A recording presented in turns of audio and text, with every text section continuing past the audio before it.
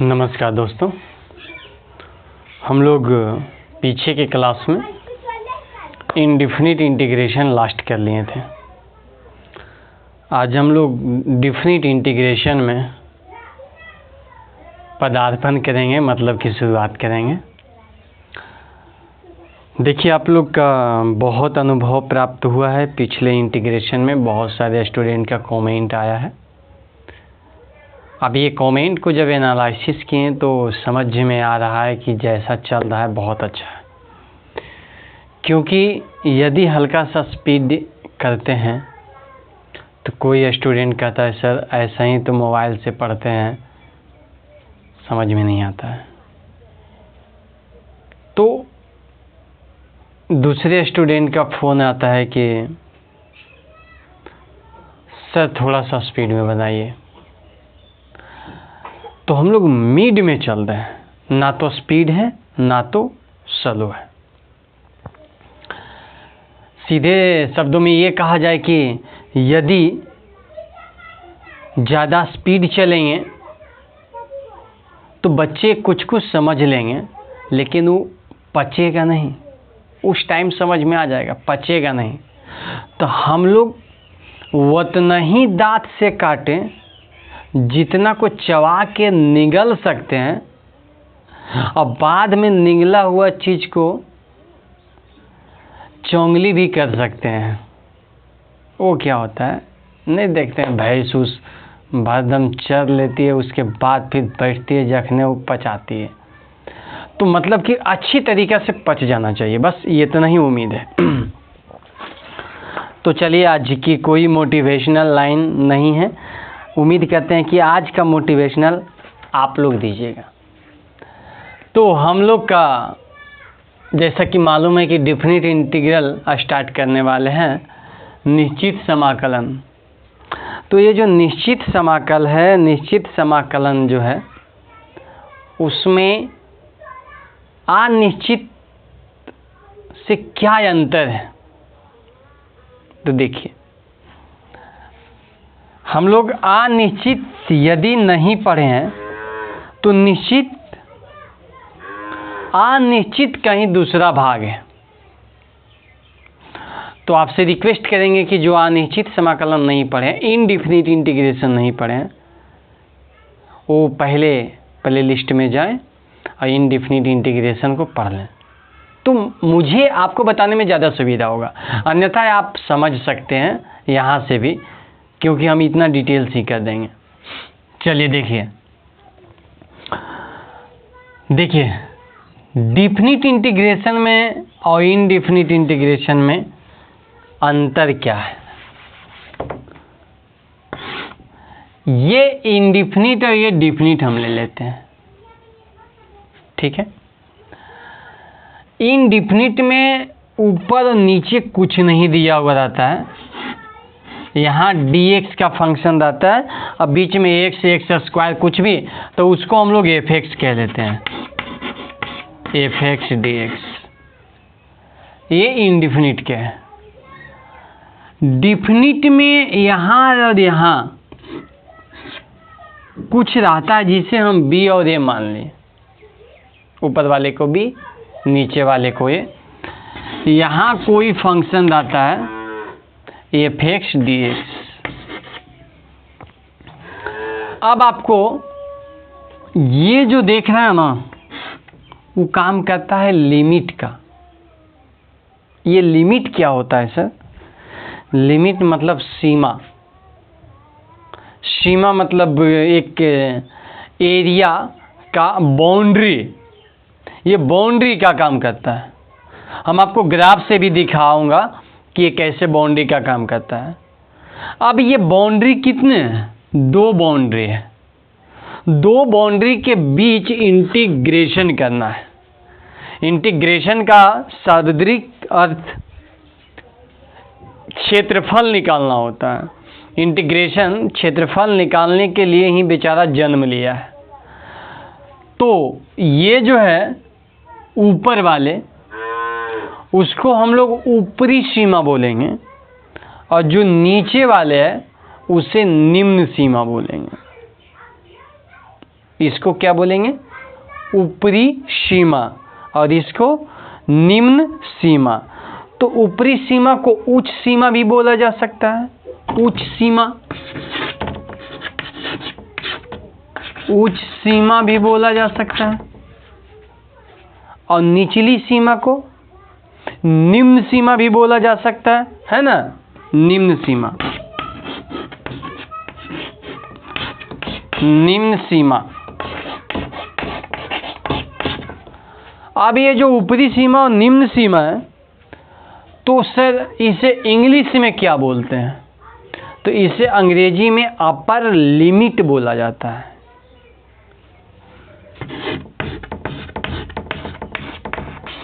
Upper limit.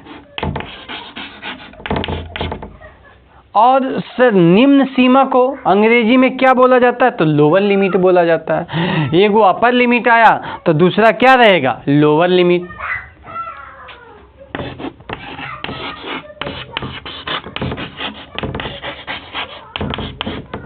अब sir इसका काम क्या है? अब आपको ये तो स्ट्रक्चर पता चल गया है। अब देखो इसका काम क्या है, आपको दिखाते हैं। इनडिफिनिट इंटीग्रेशन में ये सब नहीं रहता है। और एक बात आपको समझा देते हैं पहले। इनडिफिनिट इंटीग्रेशन का जब हम आंसर देते हैं तो उसका आंसर x के रूप में आता है, x प्लस सी। x का फंक्शन कहीं x²/2 x³ प्लस सी फलना बेमाना जे भी रहे, लेकिन डिफिनिट इंटीग्रेशन का जो आंसर आता है उस संख्या के रूप में आता है और सी नहीं रहता, एकदम निश्चित आता है। 4 तो 4, 5 तो 5, ये अनिश्चित है। अनिश्चित का मतलब हो गया कि सी का जो वैल्यू है वो पता नहीं है कि सी का वैल्यू क्या है, इसलिए इसको सी का वैल्यू 0 भी हो सकता है, 1 भी, -1 भी, 2 भी, इसलिए इसको सी का वैल्यू अनिश्चित है, इसलिए इसको अनिश्चित समाकलन कहते हैं। जबकि यहाँ सी आता ही नहीं है, जो भी आता है वो फिक्स आता है। 4 तो 4, 5 तो 5, 6 तो 6, तो इसको हम लोग डिफिनिट इंटीग्रेशन कहते हैं। समझ में आया बात? डिफिनिट इंटीग्रेशन का पहचानने का नियम क्या है? इसका अपर लिमिट और लोअर लिमिट दिया हुआ रहता है। उसको बनाने के बाद आंसर कैसा आता है? तो उसको बनाने के बाद आंसर संख्या के रूप में आता है। देखिए अब आंसर हम कैसे निकालते हैं, समझिएगा मेरे भाई। मैं आपको एक ग्राफ से समझाना चाहता हूं।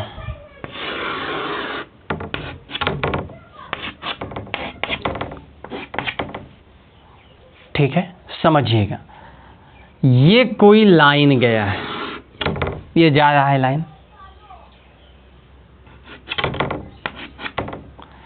तो आपसे कह दिया जाए कि आप इसके बीच का क्षेत्रफल निकालिए, ये आपसे कह दिया गया है।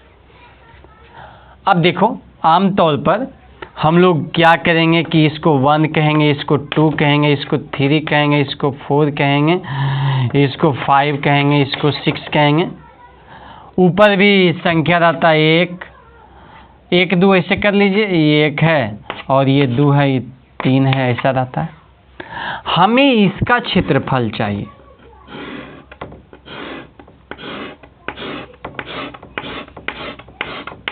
इसका क्षेत्रफल चाहिए, ठीक है। अब ये आयताकार बन गया है। यदि इसका क्षेत्रफल निकालना चाहें तो हम लोग पहले लंबाई जानेंगे कि इसकी लंबाई क्या है और चौड़ाई जानेंगे कि इसकी चौड़ाई क्या है। यदि हमें लंबाई और चौड़ाई मिल जाता है तो इसका क्षेत्रफल हम लोग निकाल पाएंगे। तो देखते हैं कि लंबाई क्या है। आपको एकदम जड़ से बता रहे हैं कि डिफिनिट इंटीग्रेशन आखिर के उसका क्यों उपयोग किया जाता है, डिफिनिट इंटीग्रेशन हम लोग क्यों पढ़ते हैं, क्या ज़रूरत है, समझिएगा। यही बात आपको मैं बता रहा हूँ। अब देखो ये जो है ना, ये एक लंबाई है, तो लंबाई कैसे निकालेंगे? तो मापने का कोऑर्डिनेट ज्योमेट्री में एक याद रखिएगा कि जब भी कोई दूरी मापा जाता है ना, तो वह स्टार्ट किया जाता है मूल बिंदु से। तो मूल बिंदु से स्टार्ट करेंगे तो यहाँ से यहाँ की दूरी 5 है, लेकिन हमें यहाँ से यहाँ की दूरी नहीं चाहिए, यहाँ से यहाँ की लंबाई नहीं चाहिए, हमें तो यहाँ से यहाँ की लंबाई चाहिए। तो इसका मतलब पहले से छूटा कितना और 2 छूट गया, पूरा कितना था 5, तो 5 में 2 छूट गया तो ये कितना बचा 3। तो हम नीचे 3 तो ऊपर 3, ये जान लिए। ठीक है, ये जो है ना, ये यहाँ 1 है, यहाँ 2, तो ये हो गया 2। अब यदि हम क्षेत्रफल चाहेंगे तो L गुने B, लंबाई गुने चौड़ाई, आयत का क्षेत्रफल होता है 3 गुने 2, 3 दूनी 6 वर्ग। सर ये तो हमें समझ में आ गया है आयत के दृष्टिकोण से। अब लिमिट के दृष्टिकोण से, ये सब जो अपर लिमिट है लोअर लिमिट है, जो इंटीग्रेशन है, उसके दृष्टिकोण से यदि निकालेंगे तो क्या 6 आएगा, एकदम 6 आएगा। लेकिन सर उसमें हम लंबाई गुने चौड़ाई उपयोग करेंगे, नहीं उपयोग करेंगे, तो फिर कैसे 6 आ जाएगा, एक प्रश्न उठता है, कैसे 6 आ जाएगा। तो आपको मैं बता देना चाहता हूं कि आयत के जब क्षेत्रफल निकालते हैं तो इसमें लंबाई और चौड़ाई ज्ञात होना बहुत जरूरी हो जाता है। लेकिन ये ज़्यादा दिन तक चला नहीं। एक दिन क्या हुआ ना कि ऐसा आ गया ग्राफ, ऐसा। अब बताओ भाई, ये क्या आयत है, नहीं है। तो फिर यदि लंबाई हमें मालूम है, चौड़ाई मालूम है, लेकिन बीचा में जो नीचे आ गया वो क्षेत्रफल को कम कर देगा। क्या इसका आयत का क्षेत्रफल के दृष्टिकोण से फॉर्मूला लगाकर निकाल सकते हैं, नहीं। तो इसको निकालने के लिए हम लोग के जरूरत पड़ गया डेफिनिट इंटीग्रेशन का। ठीक है, तो डेफिनिट इंटीग्रेशन से ये निकाला जा सकता है, डेफिनिट इंटीग्रेशन से ये भी निकाला जा सकता है, लेकिन आयत के फॉर्मूला लगाकर ये तो निकाला जा सकता है, ये निकाला नहीं जा सकता। अब देखिए इसमें दिया हुआ क्या रहेगा ताकि हम डेफिनिट इंटीग्रेशन से निकाल सकते हैं। तो इस लाइन का नाम, इस लाइन का नाम, सर लाइन का नाम होता है, हाँ लाइन का नाम होता है। कैसा नाम होता है, देखो मैं आपको बता देना चाहता हूं कि जो भी आपको अभी बताऊंगा मैं y बराबर रहेगा, y बराबर x स्क्वायर x कुछ भी। तो कोऑर्डिनेट ज्योमेट्री का क्या नियम होता है, आपको थोड़ा सा इसको मिटा देता हूं, फिर यहाँ तक मैं चलूँगा। चलिए ये भी ज़रूरत नहीं, अभी आप लोग समझदार हैं, समझ गए हैं कि डेफिनिट इंटीग्रेशन पढ़ रहे हैं। देखिए ध्यान दीजिएगा, यदि कोई कहे कि x बराबर 4 है तो इसका मतलब है कि मूल बिंदु से इधर 4 दूरी पर जाके एक लाइन खींचा गया, यही x बराबर 4 है। समझ में आ रहा है। यदि आपसे कोई बोले कि x बराबर 5 है तो इसका मतलब है कि मूल बिंदु से इधर जाके एक लाइन खींचेंगे, वही हो जाएगा x बराबर 5। समझ में आता है। अब कोई बोले कि y बराबर 4 है तो इसका मतलब है कि मूल बिंदु से y अक्ष पर जाएंगे 4 दूरी पर और एक लाइन खींचेंगे इस टाइप से, यही हो गया y बराबर 4। अब कोई बोले y बराबर 2 है तो इसका मतलब मूल बिंदु से इधर जाएंगे और एक लाइन खींचेंगे और कहेंगे कि ये है y बराबर 2। समझ में आया बातें, समझ में आ रहा ना। तो पहले हम पता करेंगे कि इसकी जो वैल्यू है, जो x बराबर 2 है कि y बराबर 2 है कि x बराबर 4 है कि y बराबर 4 है, क्या है वही इसका नाम रह जाएगा। तो देखें कि मूल बिंदु से ऊपर गए हैं और मूल बिंदु से ऊपर गए हैं, कितने दूरी ऊपर गए हैं, तो मूल बिंदु से ऊपर गए हैं हम लोग 2 दूरी, एक ये और एक ये, इसका मतलब है कि ये y बराबर 2 है। समझ में आ रहा है मेरी बात, हाँ। अब ये उच्च सीमा, निम्न सीमा, अपर लिमिट, लोअर लिमिट, ये आप समझ गए हैं। तो चलिए इसको यहाँ से मैं हटा देता हूँ। अब आप ध्यान दीजिएगा, ये आप क्या समझे हैं कि ये y बराबर 2 है, तो हमें ये जो लाइन है ना उसका नाम पता चल गया, y बराबर 2। और ये y बराबर 2 का फंक्शन बोला जाता है, जिसको हम लोग f(x) बराबर भी समझ सकते हैं। f(x) बोलिए या तो y बोलिए, आपको कोई दिक्कत नहीं है। तो समझ में आ गया कि y बराबर कितना है, ये 2 है। ठीक है, ये तो समझ में आ गया कि y बराबर 2 का हमें इंटीग्रेशन करना है। लेकिन दूसरी बात ये भी ध्यान देना है कि इंटीग्रेशन किसके किसके बीच करना है। तो इंटीग्रेशन का जो सीमा है वो क्या होगा, इंटीग्रेशन कर देंगे तो क्षेत्रफल निकल जाएगा अनंत, लेकिन उसकी सीमा होना चाहिए। तो सीमा कह रहा है 5 लास्ट होना चाहिए और 2 सबसे कम होना चाहिए। इसका मतलब यदि इंटीग्रेशन का रूप देंगे इसको, तो ऊपरी सीमा देंगे 5 और निम्न सीमा देंगे 2। समझ में आ रहा है। अब यहां फंक्शन बैठाएंगे, तो फंक्शन मतलब f(x) बराबर या y बराबर दोनों एक ही बात होता है, और उतना बराबर कितना है 2, तो समझेंगे 2dx। ये हो गया इंटीग्रेशन के रूप देना। अब इसको जैसे हम हल करते हैं इस इंटीग्रल को, इंटीग्रेशन करते हैं, तो इंटीग्रेशन करने के दौरान ही 2 कोई संख्या है, जब इसका इंटीग्रेशन करेंगे तो 2x हो जाएगा। समझ में आ रहा है बात है। अब इसको बड़ी ब्रैकेट लगाकर घेर लेंगे।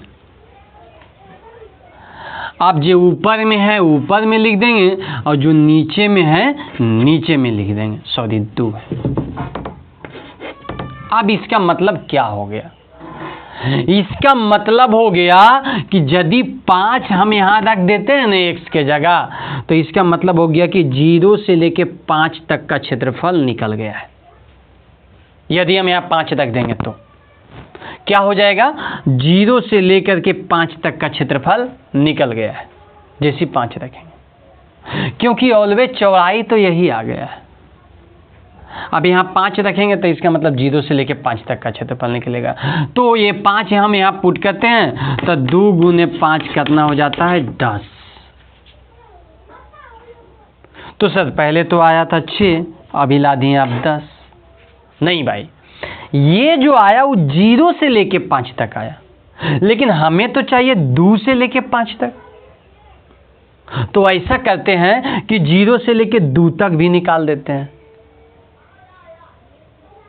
हमको 2 से 5 तक चाहिए, 0 से 5 तक तो निकल गया, तो 0 से 2 तक निकालेंगे तो यहां रख देंगे 2, तो हो जाएगा 2 गुने 2, ये हो जाएगा कितना 4। और हमें चाहिए यहां से यहां तक, तो इसका मतलब होता है पूरा में यदि घटा देंगे तो जो बचेगा वो क्षेत्रफल ये आ जाएगा। तो हम क्या करेंगे, लिखेंगे यहाँ 10 - 4 बराबर 6। समझ में आया बातें। तो हम लोग करते क्या है, करते ये है कि x के जगह या पर लिमिट रखते हैं, बीच में माइनस। क्यों माइनस, क्योंकि हमें लोअर लिमिट 0 रहेगा तो ठीक है, लेकिन 0 के बाद कुछ रहेगा, इसका मतलब उतना छोड़ देना है। तो छोड़ देना है तो क्या 2 गुने 2 मतलब 5 दूनी 10 - 4 कितना हो जाएगा 6 वर्ग इकाई। सर ये तो ऐसा हुआ, इसका सर जो अभी ऐसे पा रहे थे मैं वहां तक चलूंगा, लेकिन उसके पहले कुछ और भी बताना चाहता हूं, समझिएगा।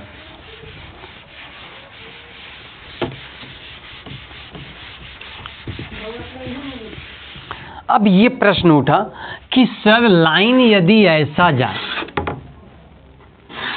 ऐसा, वो तो सीधा गया था, ऐसा लाइन चल जाए सर तो क्या करें। और आपसे पूछ रहे सर कि ये 4 से लेकर के 8 तक ये जो बना उसका क्षेत्रफल निकालिए, ऐसा पूछ दे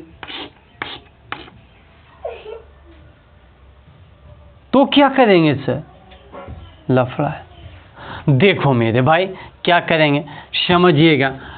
आपको मैं बता देना चाहता हूँ कि इधर भी मान लिया जाए गया है ही 9 तक और ये 4 समझिए।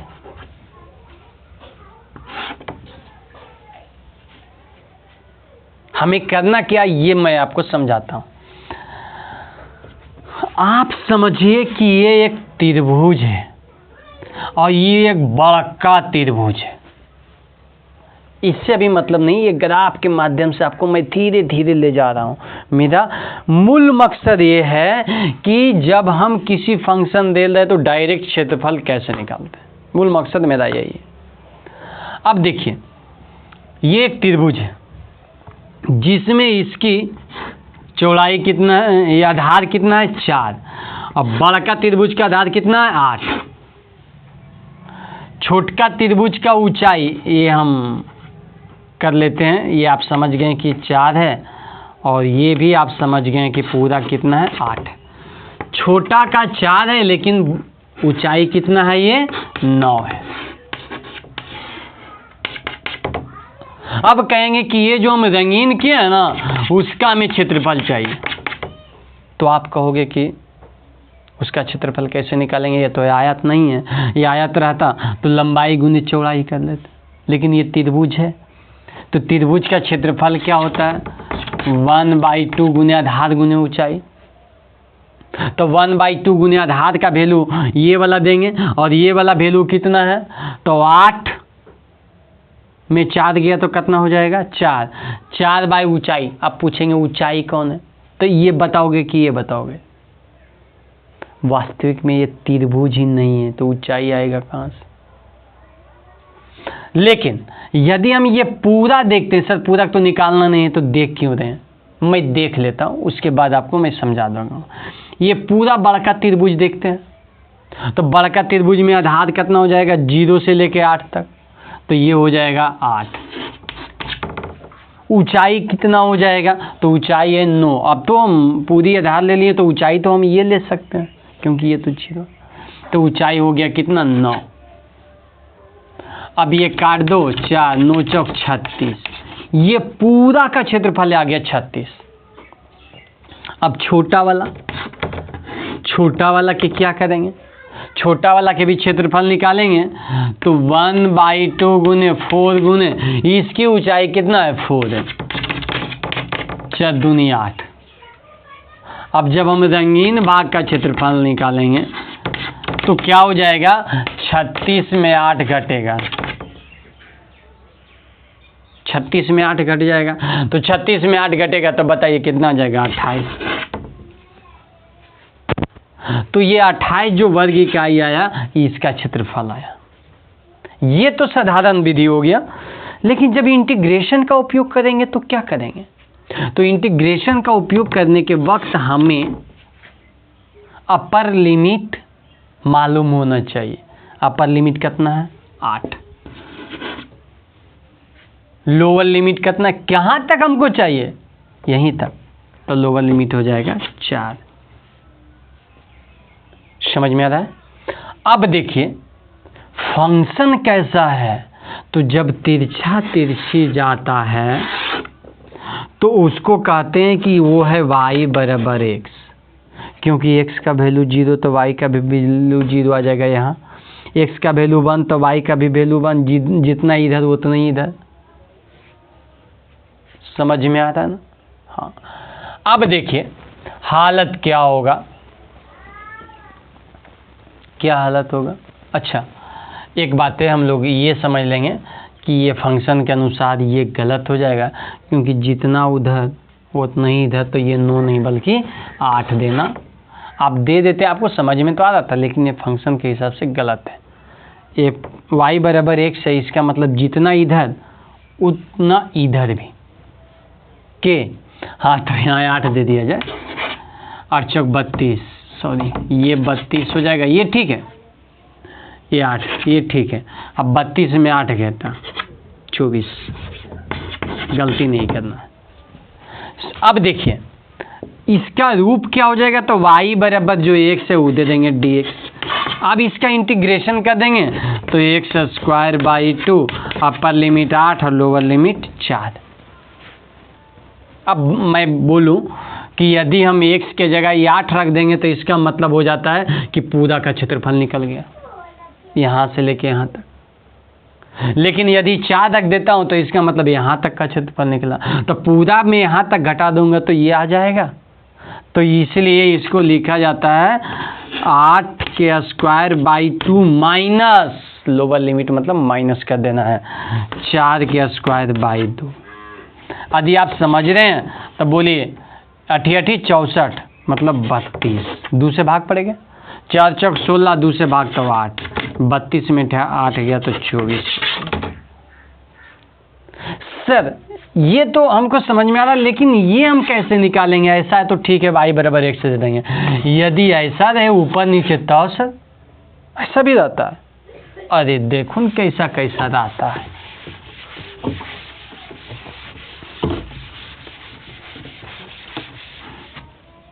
यदि सर हमें ऐसा दे दिया जाए, यूं ऐसा सर, अब हमें कहे कि इसका क्षेत्रफल निकालो, इसका क्षेत्रफल,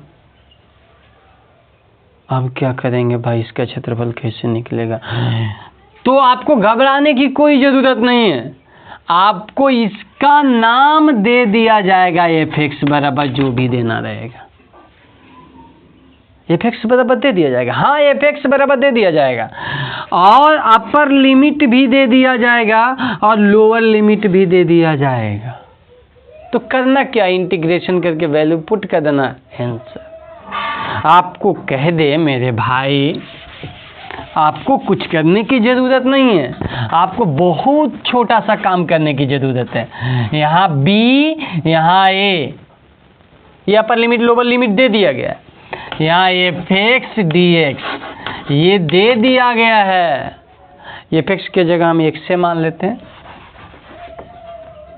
और वो कुछ भी हो सकता है, x²। तो इसका इंटीग्रेशन कर लीजिए, x²/2, अपर लिमिट कितना b और लोअर लिमिट ये, तो ये b यहाँ रखेंगे तो b²/2, बीच में माइनस a²/2, यही आपका बन जाएगा आंसर। समझ में आया बातें? तो देखिए सर इतना आसान, बस इतना आसान, आपको सिर्फ इंडेफिनिट इंटीग्रेशन करने के लिए आना चाहिए। डेफिनिट इंटीग्रेशन में आपको कुछ नहीं है, खाली b का वैल्यू रख देना है x के जगह इंटीग्रेशन करने के बाद, और माइनस a का वैल्यू रख देना है x के जगह, कहानी खत्म। जो भी आएगा वर्ग इकाई आएगा, मतलब c नहीं आएगा। यदि आप वर्ग इकाई नहीं भी देते हैं तो काम चलेगा, क्योंकि हम लोग अभी एरिया का बारे में बातें नहीं करेगा, अभी तो बस यही सिखाएगा कि इतना दे देगा, इसका इंटीग्रेशन करें। जब इंटीग्रेशन खत्म होगा तो आपको एरिया निकालने के लिए दे देगा, एरिया बाउंडेड बाय कर्व। तो हम लोग पहले जो दे दिया गया है उसको खाली कैलकुलेशन करने के लिए जान जाते हैं, उसके बाद हम लोग एरिया बाउंडेड बाय कर्व की बात करेंगे। सर जितना इंडेफिनिट इंटीग्रेशन में हम लोग के पढ़ना था ये सब, उतना ही पढ़ना है नहीं, उससे थोड़ा सा ज़्यादा है। और आपको मैं ये सजेशन कर देना चाहता हूँ कि इंडेफिनिट इंटीग्रेशन में जिसका इंटीग्रेशन नहीं हो पाएगा वो डेफिनिट इंटीग्रेशन में हो जाएगा। तो सर करते तो वैसे ही हैं, तो फिर इसमें क्यों हो जाता है? इसका कुछ प्रॉपर्टीज होता है जो कि काम में आता है, वो मैं धीरे धीरे मैं आपको बता दूंगा और आप धीरे धीरे उसको ग्रहण कर लीजिएगा। फिलहाल एक्सरसाइज की बातें कर लेता हूँ और समझाने का जहाँ, अच्छा एक बात और कर देता हूँ कि इंटीग्रेशन ये जो हुआ वो ठीक है, एक इंटीग्रेशन जो है वो आपको निकालना है, उसमें आप लोग के क्या है कि योगफल की सीमा के रूप में निश्चित समाकलन करना है, योगफल की सीमा के रूप में। तो योगफल की सीमा के रूप में जो निश्चित समाकलन करना है वो 7.8 है और हम लोग 7.9 पढ़ेंगे। सर ये क्यों छोड़ें, प्रश्न उठता है। देखो ये जो है ना और ये जो है ना, इसमें बस यही अंतर है कि ये जो है वो पहला सीढ़ी है, ये उस कदम रख रहे हैं धीरे धीरे, और ये जो है लास्ट सीढ़ी। तब बताइए ये के बेरा उछाल के चढ़ना अच्छा रहेगा कि आराम आराम से चढ़ना? तो आराम आराम से। तो पहले इसको मैं बता देता हूँ, इसको आपको समझ में आना शुरू हो जाएगा, तो ये भी समझ जाइएगा। समझ में आ रहा है? जबकि स्टूडेंट फ्रेंड्स का बुक में पहले यही दिया हुआ है, तब ये दिया हुआ है। कहने का मतलब 7.9 नहीं दिया हुआ है, कहने का मतलब जो हिसाब पहले पढ़ना है वो ठीक है उसमें दिया हुआ, लेकिन एनसीईआरटी में इसी को पहले दे दिया है। तो सर अभी ये बताते तो नहीं समझ में आता, एकदम समझ में आ जाता। अब आपको एक के बेदाम फेंकिए देते तो नहीं चढ़ जाते वहाँ, लेकिन आप खुद से यदि चढ़ते हैं तो ज़्यादा बेटर होगा।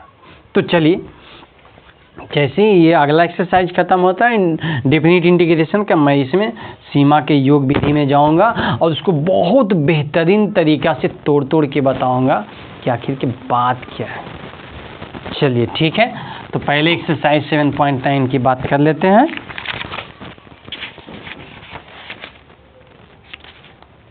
ये देखिए 7.9,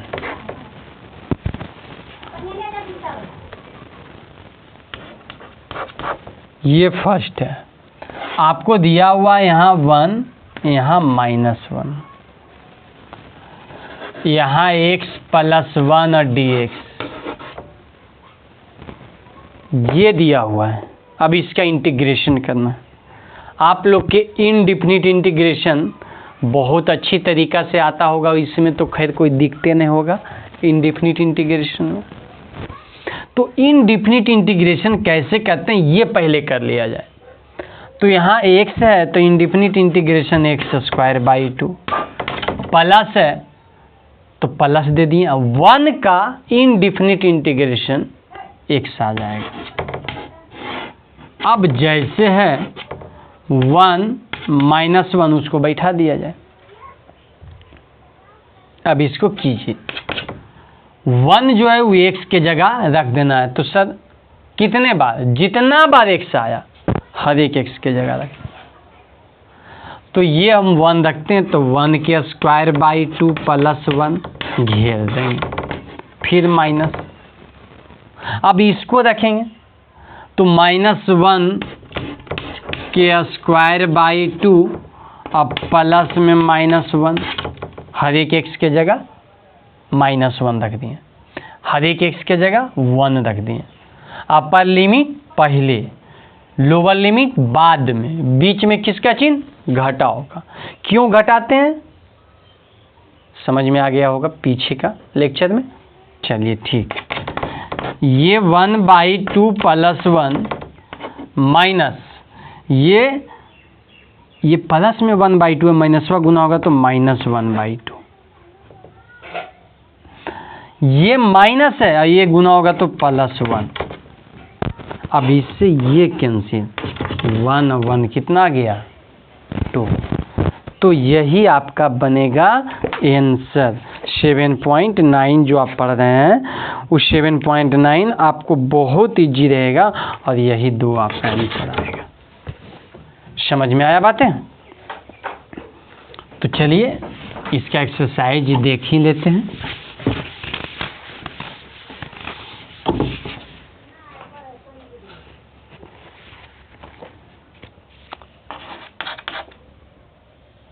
ये 3 है और ये 2 है, ये 1/x है और ये dx है। क्या होगा, ये हो जाएगा log x। अपर लिमिट क्या है, अपर लिमिट है 3 और लोअर लिमिट 2। बहुत आसान से 1/x का log x होता है। अब 3 रख देंगे तो ये log 3 फिर माइनस ये log 2। और log का नियम होता है कि जैसे ही log कॉमन लेंगे तो यदि माइनस है ना तो भागा में हो जाएगा। लॉग के बाद यदि लॉग ए माइनस लॉग बी है, लॉग कॉमन ले लिए तो ए बाई बी हो जाएगा। और यदि प्लस में है लॉग ए प्लस लॉग बी और लॉग कॉमन ले लेंगे तो ए गुने बी हो जाएगा। और इसको तोड़ेंगे तो ये जोड़ में हो जाएगा, मतलब लॉग ए प्लस लॉग बी। और इसको तोड़ेंगे तो ये घटाव में हो जाएगा, लॉग ए माइनस लॉग बी। कॉमन लेते हैं तो माइनस वाला भाग में हो जाता है, कॉमन लेते हैं तो प्लस वाला गुना में हो जाता है, लेकिन जब तोड़ते हैं तो गुना वाला प्लस में, भाग वाला माइनस में। ये लॉग का नियम है। तो यहाँ पर हम लोग क्या करेंगे, कॉमन लेंगे तो ये 3/2 हो जाएगा। समझ में आ रहा है? हाँ। अच्छा, तो आगे की कहानी क्या है? आगे की कहानी तीसरा देखेंगे, जो कि है 2 है और 1 है। ये 4x³ है माइनस 5x स्क्वायर है, अब प्लस 6x है, अब प्लस 9 है, dx है। क्या करेंगे सर? कोई बात नहीं, सबको इंटीग्रेशन करेंगे। ये कितना हो जाएगा? ये 4 वैसे ही रहेगा, x⁴/4 माइनस 5 वैसे ही रहेगा, x⁴/3/3 प्लस 6x² अब plus 9x, upper limit 2 lower limit 1। ये 4 से 4 कैंसिल, जो कैंसिल हो रहा है उसे कैंसिल कर ही दिया जाए और बाकी x के जगह 2 रख दिया जाए, तो ये हो जाएगा 2⁴ माइनस 5/3। अब यहाँ 2⁴3 अब प्लस 3 2⁴2 अब प्लस 9 इंटू 2 माइनस, अब 1 रखेंगे तो 1⁴ माइनस 5/3 1 के क्यूब प्लस 3 1 के स्क्वायर अब प्लस कौन जी 9 इंटू 1। क्या 2⁴4 2 दूनी 4 दूनी 8 2 दूनी 4 दूनी 8 दूनी 16। ये 2⁴3 कितना 2 दूनी 4 दूनी 8 × 5 = 40 माइनस 40/3। ठीक है, 2 दूनी 4 × 12 9 दूनी 18 माइनस ये 1 है। एक काम करते हैं, माइनस एक ही बता गुना अकेले चल जाते हैं, फिर जो होगा भिन्न के जोड़ घटाओ उससे हम लोग कर लेंगे। तो माइनस गुना के लिए चल जाते हैं तो माइनस में 1 और ये प्लस में 5/3 और ये माइनस में 3 ये माइनस में 9। अब क्या बचा है? तो ये काम करते हैं, ये पहले प्लस वाले को देख लेते हैं हम लोग, माइनस वाले को देखकर घटा लेंगे। तो 9 3 12, तो ये जो माइनस में 12 ये जो प्लस में 12 खत्म। समझ में आया बात है? अब क्या, ये है 16 और ये है 18 और इसमें ये कम जाएगा। तो पहले ये 16 18 जोड़ेंगे तो 34 में से एक गया तो 33, तो ये 33 प्लस में। ठीक है, माइनस में 40/3 और प्लस में 5/3। अब इसको कैलकुलेशन करेंगे तो एलसीएम हम लोग के क्या बनेगा? एलसीएम ये 3 बन जाएगा, 33 × 99 माइनस 40 प्लस 5। ठीक है, अब ये बन गया है 64, कैलकुलेशन करके 64/3 यही आपका बनेगा आंसर। तो इसमें मुझे ये नहीं लगता है कि आपसे नहीं बनेगा, लगभग इस आपसे बनेगा, लेकिन मेरा काम है कि मैं सब करवा दूं।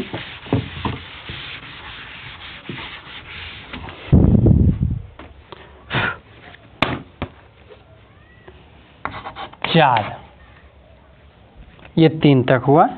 चाल देखिए, ये है π/4 और ये है 0, ये है sin 2x dx। अब ये साइन है तो माइनस कॉस 2x/2 और ये π/4 और ये 0।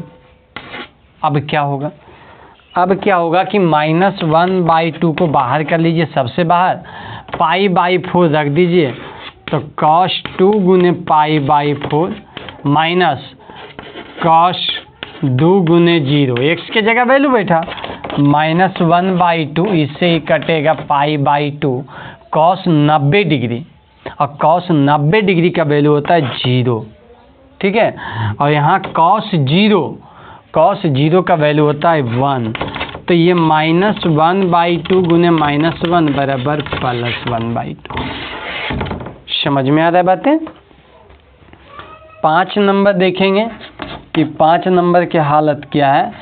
ये है π/2 और ये है 0 और ये है cos 2x dx। इसका इंटीग्रेशन करें तो प्लस में साइन 2x/2 हो जाएगा, अपर लिमिट π/2 और ये 0, पहले 1/2 बाहर कर लेंगे, अब π/2 रखेंगे तो साइन 2 गुने π/2, ठीक है, माइनस साइन 2 इंटू 0, और ये 1/2, ये इससे ही ख़त्म, साइन पाई का भी वैल्यू 0 और साइन 0 का भी वैल्यू 0, 0 में 0 गया 0, ये पूरा वैल्यू आ गया कितना 0।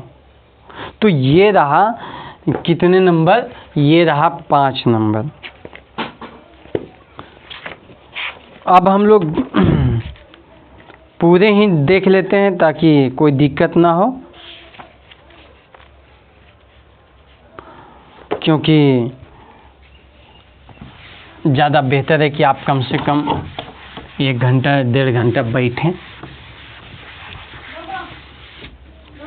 यदि आप उबना प्रारंभ कर देते हैं तो वीडियो को पॉज कीजिए, उसके बाद घूम घाम लीजिए, उसके बाद देखिए 5/4 e⁻x dx। क्या होता है e⁻x का e⁻x, ये 5 है, ये 4 है, पहले e⁻5 माइनस e⁻4, आंसर कहानी खत्म। 7 नंबर क्या है, ये है π/4 और ये 0, ये tan x dx। tan x का इंटीग्रेशन log क्या होता है, sec x plus tan x, यही होता है। तो पहले हम π/4 रखेंगे, log sec π/4 प्लस tan π/4 में घटेगा कि 0, तो sec 0 प्लस tan 0। अब आप लोग के वैल्यू मालूम ही है, रख देंगे, फटाफट काम हो जाएगा। 7 के बाद 8 देखा जाए कि 8 की हालत क्या है, तो ये है π/4 और ये है π/6 cosec x dx। तो क्या cosec x, सॉरी वहाँ tan था, सॉरी 7 में tan था, उसका log sec x होता है, माफ़ कीजिएगा। 7 में π/4 और ये 0, ये tan x dx, इसका log sec x हो जाता है, plus log sec π/4 minus sec 0, ऐसा हो जाएगा। अब वैल्यू आ जाएगा, ठीक है। 8 में देखिए, 8 में है π/4 और ये π/6 cosec x dx। cosec का हो जाता है, पता है, log cosec x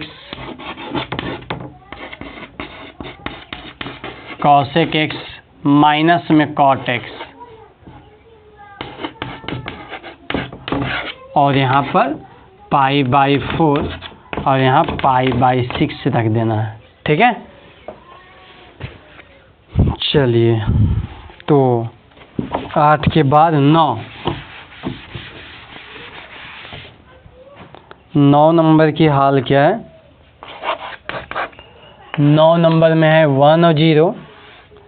ये 1/√1 माइनस एक्स स्क्वायर dx, ये है साइन इनवर्स x। यहाँ 1 और 0, sine inverse 1 minus sine inverse 0। Sine inverse 1 तो साइन कितना डिग्री के मान 1 होता है? π/2 माइनस 0, इसका आंसर π/2 मिलेगा। ठीक है, 10 नंबर देखिए, 10 है, यह है 1 और 0, यह है 1/1 प्लस एक्स स्क्वायर dx, तो ये tan इनवर्स है। यहाँ 1 और 0 तो tan inverse 1 minus tan inverse 0, tan inverse 1 का वैल्यू π/4 माइनस 0, ये π/4 आ जाएगा। हाँ, तो 10 के बाद 11 देखिए, तो 11 है, ये 3 है और ये 2 है, और ये 1/x स्क्वायर माइनस 1 dx। आपको मैं बता देता हूँ कि इसको पहले आपको 3, 2, ये 1/x स्क्वायर माइनस 1 के स्क्वायर का रूप दे। अब एक फॉर्मूला आपको ध्यान में रखना है, x square minus a square dx का क्या होता है? log x minus a by x plus a plus ये होता है। तो ये हो जाएगा log x minus 1/x plus 1, plus C नहीं होता यहाँ पर क्योंकि ये डिफिनिट है। ठीक है, इनडिफिनिट में वैसा होता है। ये 3 है और ये 2 है, तो पहले हम 3 रखेंगे, तो log 3 माइनस 1 और 3 प्लस 1, बीच में माइनस, और log 2 माइनस 1 और 2 प्लस 1। अब क्या होगा? ये हो गया log, ऊपर में 2 नीचे में 4, तो ये 2/4 माइनस log 1/3 हो जाएगा। ठीक है, 1/3। तो ये log भाग में है, तो माइनस में तो भाग में हो जाएगा, तो 2/4 भागा 1/3। थोड़ा सा इसको 1/2 भागा 1/3 को 3/1 लिख दीजिए, गुना में लिख दीजिए उलट के, एक ही बात हो गया। काहे ज़्यादा लफड़ा कीजिएगा, ये 3/2 आ जाएगा आंसर। ये मोड नहीं देना, मोड कहाँ देना है? जहाँ पर माइनस आने की संभावना होता है, एक्स वगैरह में मोड लगा दिया जाता है ताकि माइनस ना आवे।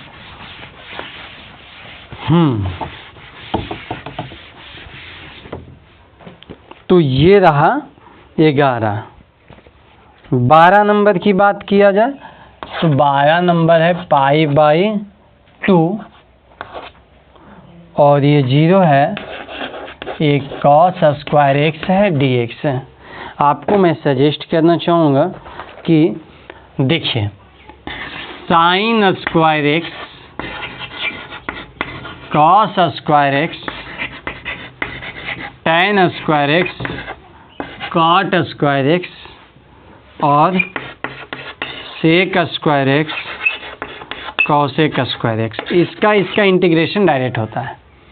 इसको बदलना होता है सेक स्क्वायर x माइनस 1 में, इसको कॉसेक स्क्वायर x माइनस 1, इसको भी बदलना होता है, इसको बदलना होता है 1 माइनस कॉस 2x/2 में, और इसे भी बदलना होता है 1 प्लस कॉस 2x/2 में। स्क्वायर वाला के ये नियम होता है। ठीक है, तो ये इसको हमको बदलना पड़ेगा फार्मूला लगा के, 1 plus cos 2x/2 integration of dx upper limit π/2 lower limit 0। अब ये 1/2 है तो बाहर हो जाएगा, इंटीग्रेशन इसका करेंगे तो ये तो x हो जाएगा, कॉस का साइन 2x/2 आ जाएगा। Upper limit π/2, lower limit 0। अब रखना है भाई, तो रखा जाए। ये है 1/2, पहले हम π/2 रखेंगे, तो x की जगह π/2 प्लस 1/2 साइन 2 गुने π/2। ठीक है, अब 0 रखेंगे, तो 0 रखेंगे तो x की जगह 0, अब प्लस साइन 2 × 0/2। इसकी तो यही बात है। अब ये 1/2, यहाँ π/2 मिला, प्लस इससे ही कैंसिल। और साइन पाई का वैल्यू होता है 0, साइन 0 का भी वैल्यू 0, साइन पाई का भी वैल्यू 0, तो ये ऑलवेज 0 हो गया। माइनस ये तो 0 पहले से था, अब ये 2 से 2 को 0 तो ये 0, ये बेचारा 0 ही रह जाएगा। अब 0 तो खैर कोई घटे चाहे जुटे कोई वैल्यू ही नहीं देगा, तो ये मिला के π/4 गुना होकर। ठीक है, तो ये रहा क्वेश्चन नंबर कितना था, क्वेश्चन नंबर 12। अब क्वेश्चन नंबर 13 की बात आया।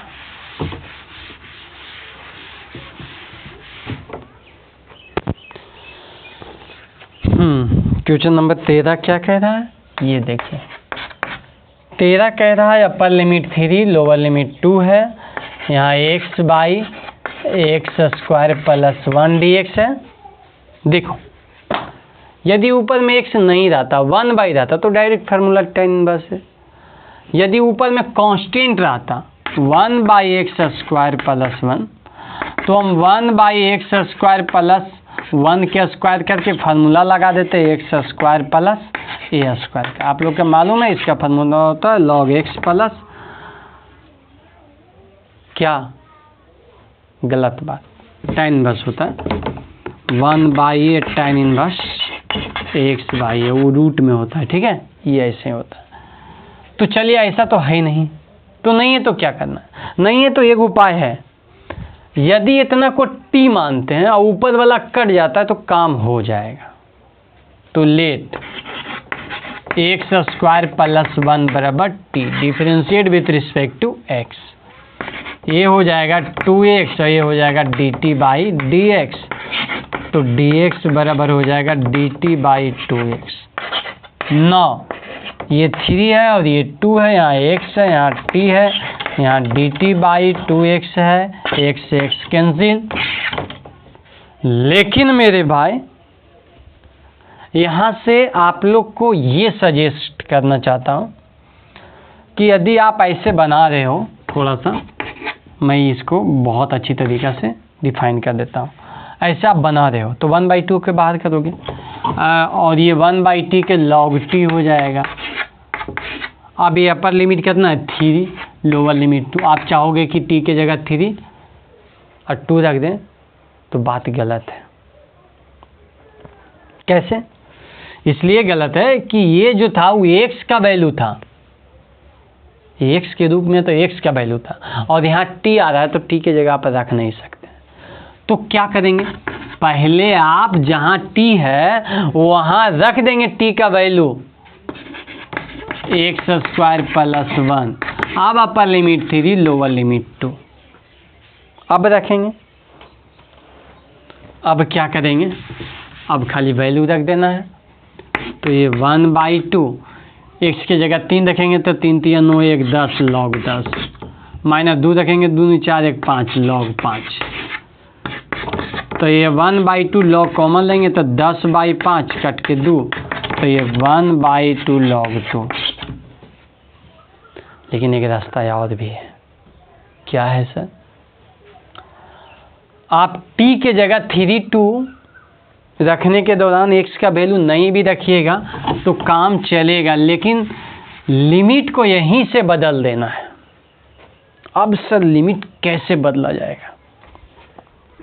एकदम वेरी सिंपल, मेरी बात को ध्यान दीजिएगा।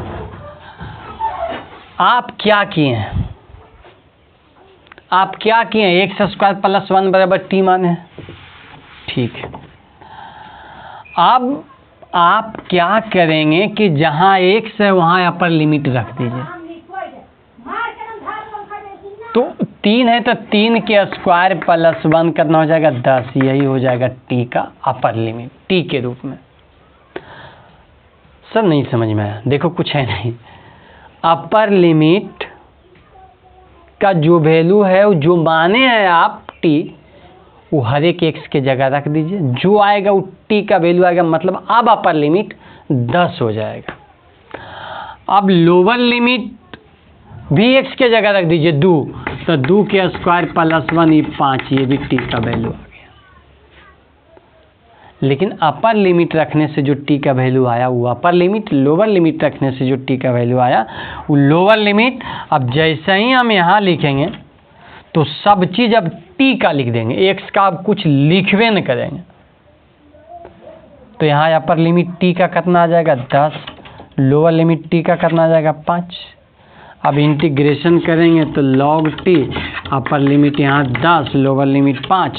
अब यहाँ 10 लिखेंगे तो log 10 माइनस log 5, log कितना हो जाएगा, log हो जाएगा 10/5 मतलब log 2। लेकिन 1/2 हम लोग भूल रहे थे, ये जो 1/2 है वो बाहर रहेगा, 1/2, तो यहाँ भी 1/2 आ जाएगा। ठीक है, तो ये हुआ 13 नंबर।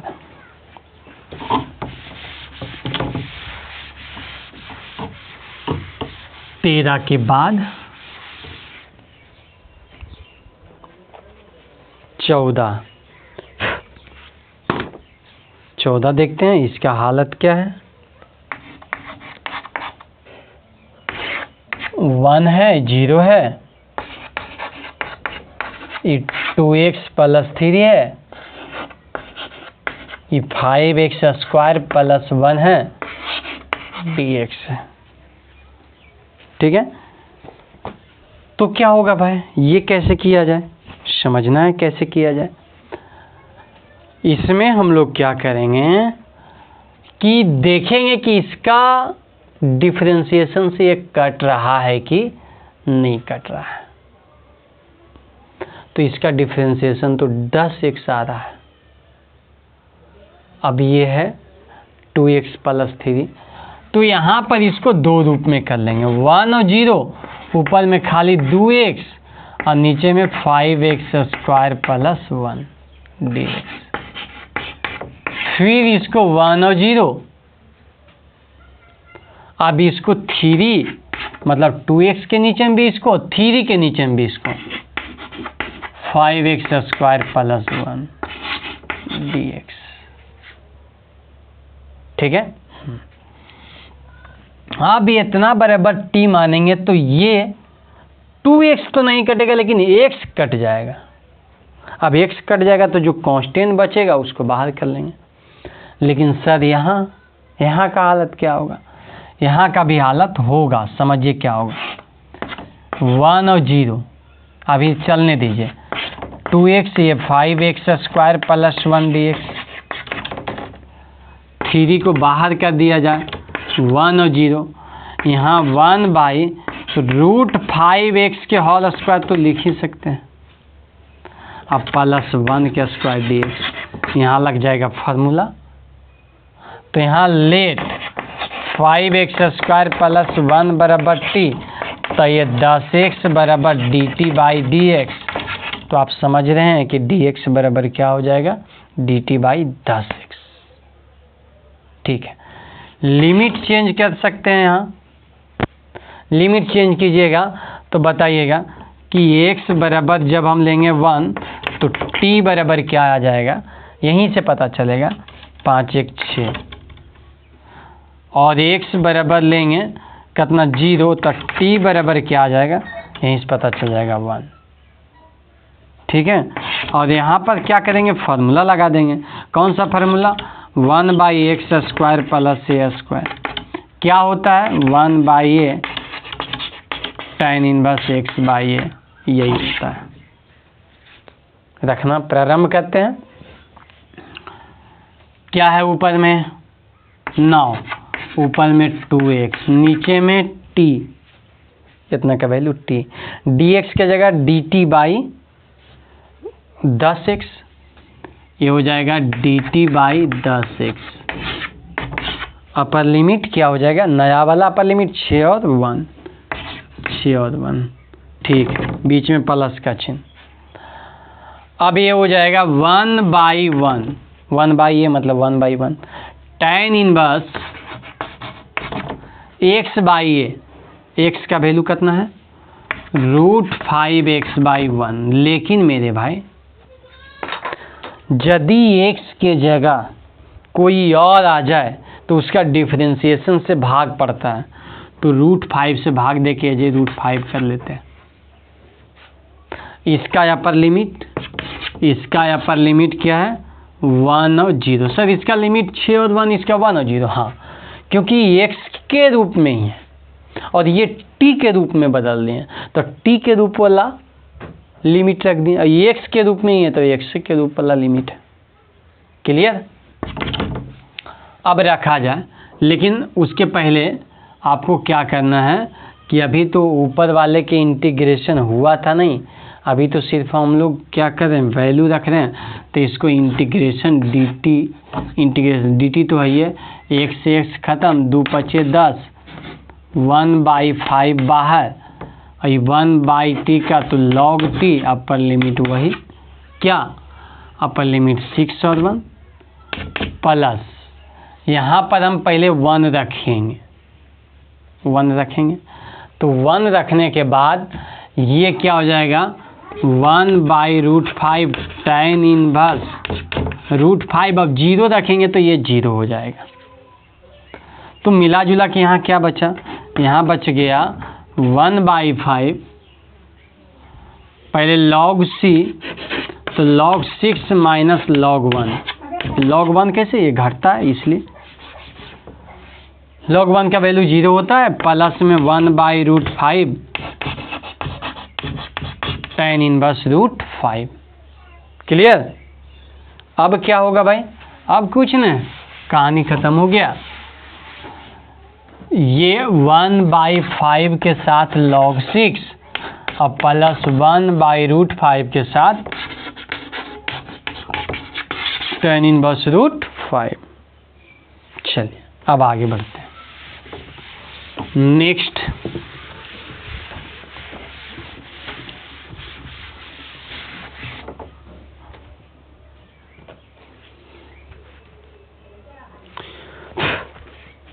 नेक्स्ट 15